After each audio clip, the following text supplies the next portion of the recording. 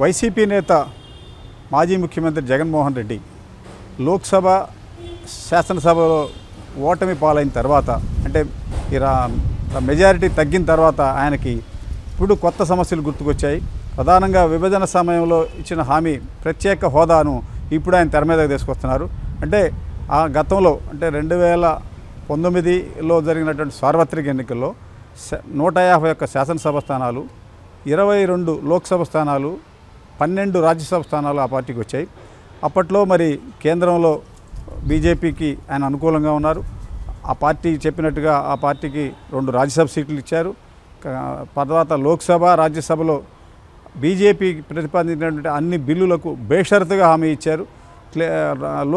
రాజ్యసభలో బీజేపీకి బలం తక్కువగా ఉన్న సమయంలో క్లిష్ట సమయంలో కూడా బేషరతుగా బీజేపీకి మద్దతు ఇచ్చారు. ఆ సమయంలో కూడా ఆయన ప్రత్యేక హోదా గురించి ఎప్పుడు ప్రస్తావించలేదు.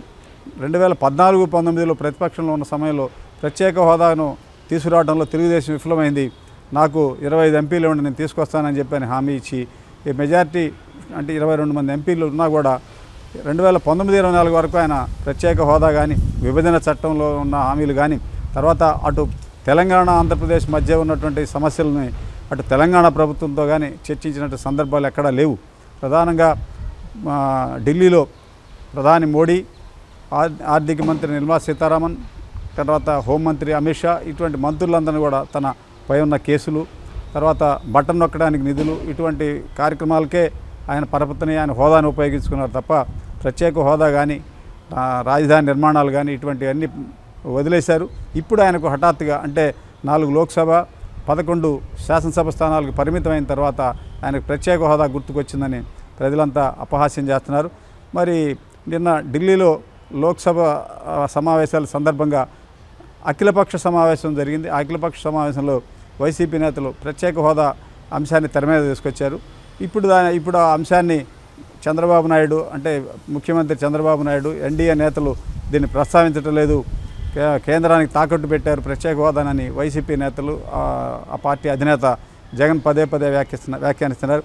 అంటే శాసనసభ లోక్సభ ఎన్నికల్లో సీట్లు తగ్గిన తర్వాత ఆయనకి ప్రత్యేక హోదా గుర్తుకొచ్చింది. అధికారంలో ఉన్నప్పుడు ప్రత్యేక హోదా గుర్తుకు రాలేదని చెప్పని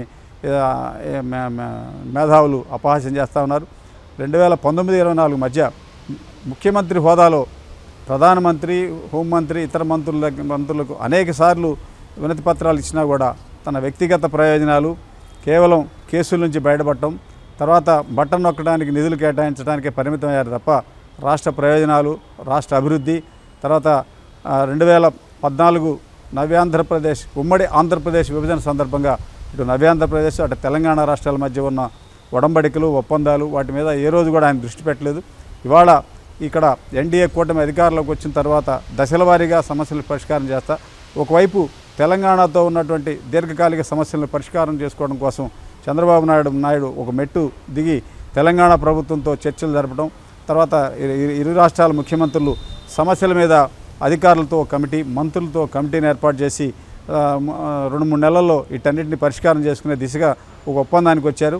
దాంతో చంద్రబాబు నాయుడు అటు రేవంత్ రెడ్డి తెలంగాణ ముఖ్యమంత్రి ఈ మధ్య జరిగినటువంటి చర్చలు ఒక సుహృద్భావ వాతావరణంలో, మంచి వాతావరణంలో సమస్యలు పరిష్కారం అయ్యే దిశలో ఉండడంతో దానికి వక్ర భాష్యం పలికే విధంగా మాజీ ముఖ్యమంత్రి జగను, వైకాపా నేతలు దాన్ని మీద వ్యంగ్య వ్యాఖ్యానాలు చేశారు.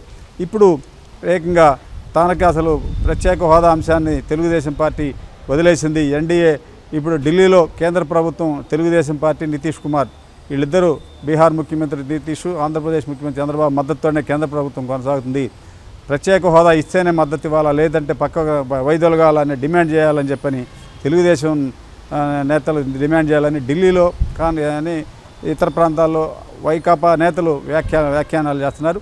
అంటే అధికారం లేనప్పుడే ఆయనకు రాష్ట్ర సమస్యలు గుర్తొస్తాయి. అధికారంలో ఉన్న సమయంలో రాష్ట్ర సమస్యలు కానీ విభజన హామీలు కానీ ఏమి గుర్తుకు రాలేదు.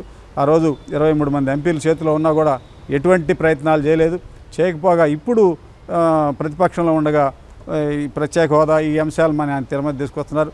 మరి దాని ప్రత్యేక హోదా మీద ఆయనకు నిజంగానే అభిమానం ఉండి విభజన చట్టంలో ఉన్న సమస్యలను కేంద్రం పరిష్కరించలేదన్నటువంటి భావన ఆయనకుంటే ఏకంగా శాంతి భద్రతల సమస్య మీద కాదు ఢిల్లీలో ధర్నా చేయాల్సింది, రాష్ట్ర ప్రభుత్వం యొక్క సమస్యలను, రాష్ట్ర అభివృద్ధి, తర్వాత విభజన చట్టంలో ఉన్న హామీలు, తర్వాత ప్రత్యేక హోదా, ఇటువంటి అన్నిటి మీద ఢిల్లీలో ఆయన ధర్నా చేయాలి. కానీ ఇది ఊరికే ప్రతిపక్షాలను డ్యామేజ్ చేయడం కోసం, అధికార పార్టీని విమర్శించడం కోసం ఇటువంటి అంశాలను తెర మీద తీసుకొస్తున్నారు తప్ప జగన్మోహన్ రెడ్డి చేసే వాదనలో ఎటువంటి పసలేదని మేధావులు వ్యాఖ్యానిస్తూ ఉన్నారు. ఆయనకు అధికారం పోయిన తర్వాత అంటే లోక్సభలో 22 నుంచి 4 స్థానాలకు, శాసనసభలో 151 నుంచి 11 స్థానాలకు పడిపోయిన తర్వాత ఈ అంశాలన్నీ గుర్తుకొచ్చాయని మేధావులు, కొంతమంది వివిధ పార్టీల సీనియర్ నేతలు వ్యంగ్యంగా వ్యాఖ్యానిస్తున్నారు. ఇది దీనికి సంబంధించిన అంశాలు.